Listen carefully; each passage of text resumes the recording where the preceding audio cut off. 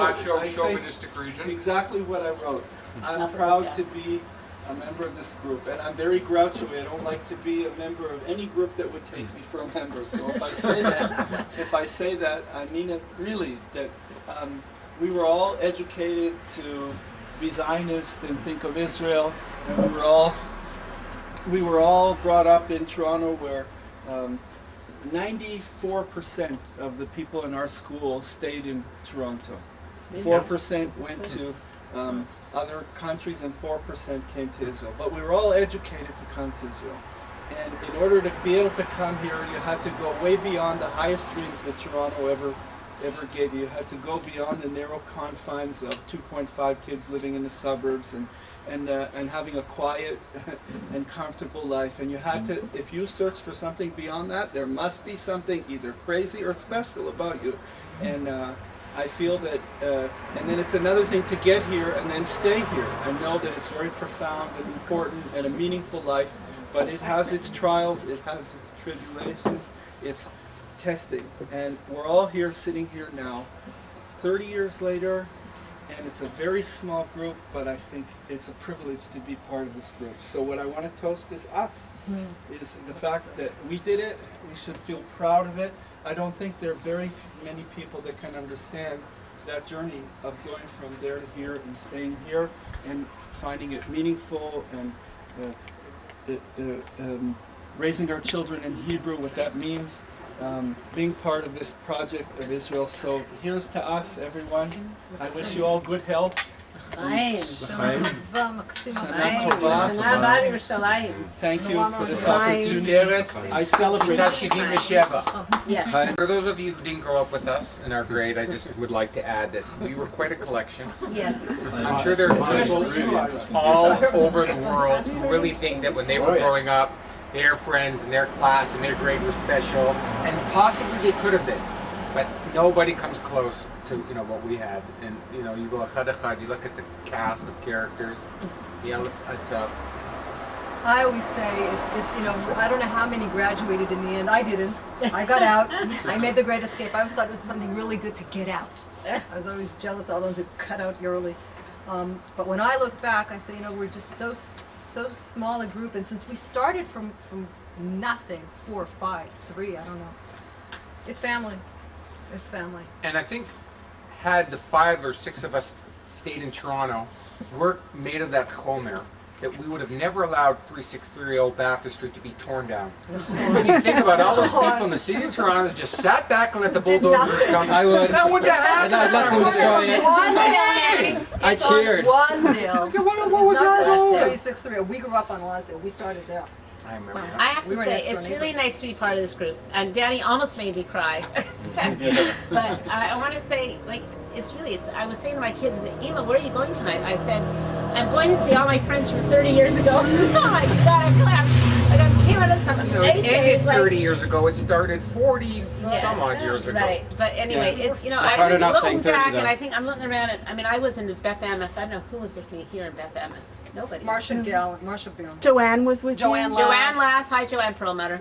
Yes, Joanne used to walk home with me to Overbrook. Chapeau lekol elu shetargenu sham. All the Perlmutters who got the list together. I went to Beth Emeth. No, I went to the state Who's on the list till grade 4. Brian Kleinberg. Brian Kleinberg. Joy. Didn't see the pictures yet, but we'll look tomorrow maybe. So anyway, we sat together. Ira was the biggest wisecrack guy. Yes, you were. We never thought. Yeah, but we didn't. Yeah, but we didn't know it was called that. It was not diagnosed. That's all. I'm sure we all have an Ira story, but I have to tell you that Ira's brilliant. He knows everything about everybody. He has the most amazing memory about everything that happened to him.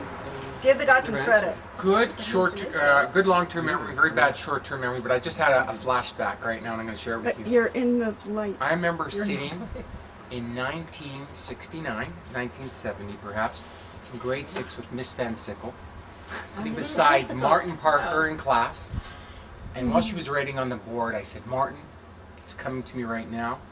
I'm going to end up in Israel and I'm going to be a Japanese journalist. And I did it. I stuck to it. I just knew it. I knew it then. I just knew it. So to me, for just having that foresight, insight, fortitude, to make a decision, Danny, at the age of 11 and to stick to it. That's what it was all about, really. Did you know then that you would meet Irit?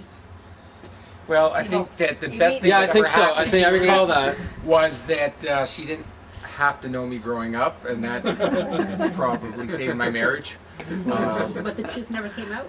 But I'm surrounded by girls that I liked growing up here. I want you to know. A legend. Brian and I went to camp together.